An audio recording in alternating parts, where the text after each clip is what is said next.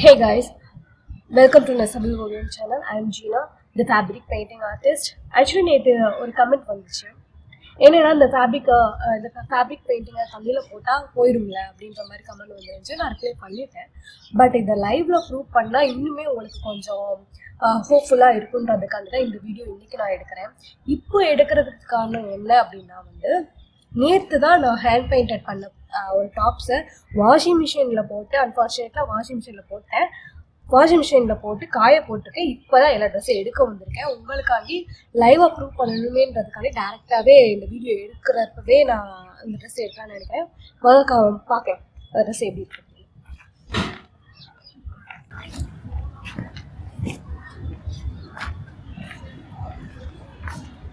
இதுதான் அந்த ட்ரெஸ்ஸு. இப்போ தான் நான் நேற்று ஈவினிங் காய போட்ட ட்ரெஸ்ஸு நான் இப்போ தான் எடுக்கிறேன். ஆக்சுவலி இது ரிலேட்டடான ஒரு வீடியோ எலாபரேட்டாக நான் போடலை. பட் ஒரு ஷார்ட்ஸ் மாதிரி அப்லோட் பண்ணியிருக்கேன் ஆல்ரெடி 1 month பிஃபோர். இதுதான் அந்த டிசைனு. எந்த கலருமே ஃபேட் ஆகலை, எந்த ட்ரெஸ்லேயுமே லீக் ஆகலை. நான் எப்படி ட்ரா பண்ணினோ அது அப்படியே தான் இருக்குது. அதே மாதிரி என்னோடய ஹஸ்பண்டுக்கு நான் ஃபஸ்ட் டைம் ஒரு 1.5 years முன்னாடியே நான் ஸ்டார்ட் பண்ணிட்டேன்.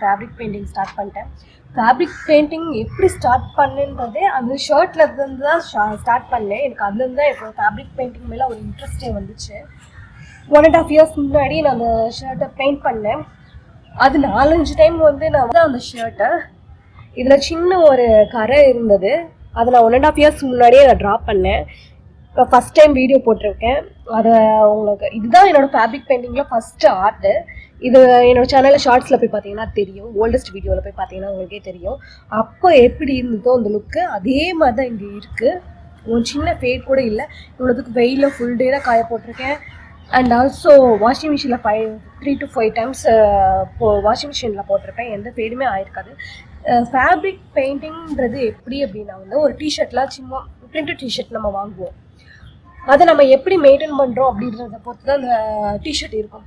நம்ம போட்டு கசக்கி புழிஞ்சு வெயிலில் காய போட்டோம் அப்படின்னா ஒரு 1 yearலேயே அந்த டிஷர்ட் எல்லாம் பிரிண்ட்லாம் ஃபேட் ஆகிடும். அதே இது நம்ம ஒரு பிராண்டடில் வாங்குகிறோம். அப்போ நம்ம ப்ராப்பராக மெயின்டைன் பண்ணுவோம். அதை கையில் துவைக்கிறதோ அதை நிழலில் காய போடுறதோ அந்த மாதிரி மெயின்டைன் பண்ணால் அது இன்னும் 4-5 வருஷத்துக்கு வரும். அதே தான் இங்கேயும் உங்களுக்கு இன்னும் லாஸ்டிங்காக வரணும் அப்படின்னா இது ஆக்சுவலி இது ஓல்டு ஷர்ட் தான். அதனால தான் நான் வாஷிங் மிஷினில் போட்டேன். அது இருந்தாலுமே அந்த பிரிண்ட் எந்த ஃபேடுமே ஆகலை. லாங் லாஸ்டிங்காக ஒரு இதை மெயின்டைன் பண்ணணும் அப்படின்றப்ப நீங்கள் ஜஸ்ட் வாட்டரில் டிப் பண்ணி காய போட்டுக்கலாம். இது வெறும் பெயிண்டிங் மட்டும்தான் யூஸ் பண்ணியிருக்கேன். அதனால நான் வாஷிங் மிஷினில் போட்டேன், எந்த ஒரு ஃபேருமே இல்லாமல். பட் நான் ப்ளவுஸில் பண்ணுறப்போ 3D பிரிண்டிங் பண்ணுவேன். அந்த மாதிரி டைமில் நம்ம என்ன பண்ணணும் அப்படின்னா ஸ்குவீஸ் பண்ணக்கூடாது. ஜஸ்ட் மேக்ஸிமம் ப்ளவுஸை அலசவே தேவையில்லை. அப்படியே அலசணும்னா ட்ரை கிளீனிங் கொடுக்கலாம். அப்படி இல்லை கொடுக்க முடியாது அப்படின்னா நான் அலசிட்டே ஆகணும் அப்படின்ற சமயத்தில் மட்டும் நீங்கள் தண்ணியில் லைட்டாக டிப் பண்ணி ஸ்குவீஸ் பண்ணாமல் நிழலில் காய போனீங்கன்னா இன்னுமே நல்லா உங்களுக்கு குவாலிட்டி வரும். நான் உங்களுக்கு அதை லைவாகவே இப்போ காமிக்க போகிறேன்.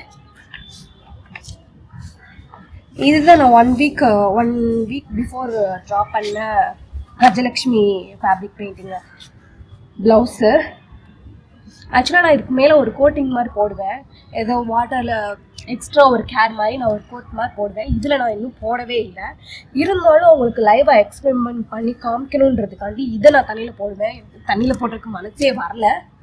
இவ்வளோத்துக்கும் நான் அதில் 3D பிரிண்டிங்லாம் பண்ணியிருக்கேன். வாங்க தண்ணியில் போட்டு. ஆக்சுவலி இந்த பெயிண்டிங் எனக்கு தண்ணியில் போடுறதுக்கு மனசே வரல. இது உங்களுக்கு லைவாக டெஸ்ட் பண்ணணுன்றதுக்காண்டி தான் நான் தண்ணியில் போட்டு காமிக்கிறேன். 3D பிரிண்டிங்கிறப்ப இது கொஞ்சம் எம்போஸ்டாக இருக்கும். இதை நீங்கள் தண்ணியில் போட்டுட்டு ஃபீல் பண்ணுறது அந்த மாதிரி பண்ணிங்கன்னா டவுனட்டாக இருக்கும் தான் சொல்லுவேன். நான் பெயிண்ட் தான் பண்ணியிருக்கேன். மேலே லேயர் மாதிரி தான் இருக்கும். நான் ஒரு கல்வெட்டு மாதிரி சிரிக்கலை ப்ளவுஸில். ஸோ இது இப்படி தான் இருக்கும். ஸோ ப்ராப்பராக மெயின்டைன் பண்ணுறது தான் அந்த ப்ளவுஸோட குவாலிட்டி லைஃப் லாங்கில் நம்மள்கிட்ட இருக்கும். தண்ணியில் போட்டு காமிக்கிறேன் உங்களுக்காக.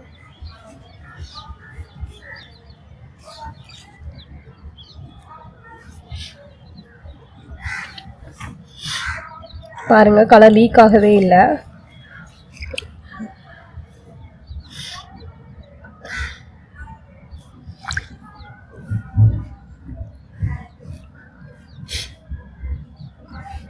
இது வந்து கொஞ்சம் காட்டன் ப்ளவுஸு. இது சில்க் காட்டன் தான். இதில் கொஞ்சம் வந்து இன்னும் கொஞ்சம் காட்டன் வந்து நிறையா இருக்கிறதுனால வந்து இந்த 3D பிரிண்டிங் பண்ணுறப்போ வந்து அவ்வளோவா ரிமூவ் ஆகாது. இது நம்ம மெட்டீரியல்லையும் இருக்குது, நம்ம செலக்ட் பண்ணுற மெட்டீரியல்லையும் இருக்குது. நம்ம ஒரு காட்டன் மெட்டீரியலை செலக்ட் பண்ணோம்னா இன்னும் கொஞ்சம் அந்த 3D பிரிண்டிங் இன்னும் ஸ்ட்ராங்காகவே ஃபிக்ஸ் ஆகும்.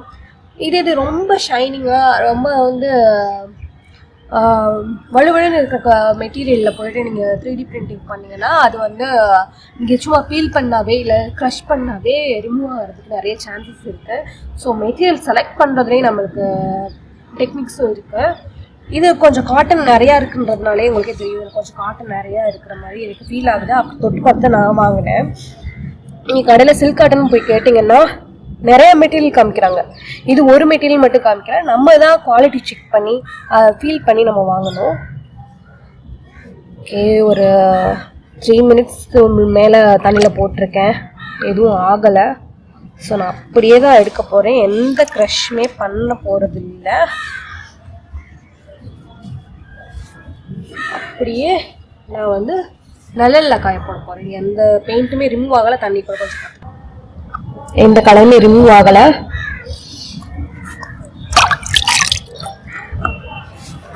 பெயிண்ட்டும் ரிமூவ் ஆகலை, எந்த இதுவுமே ஆகலை, லீக் ஆகலை, இன்னொரு கலரோட மெர்ஜ் ஆகலை, லீக் ஆகலை, எதுவுமே ஆகலை, எந்த இதுவுமே எடுத்துட்டும் வரல.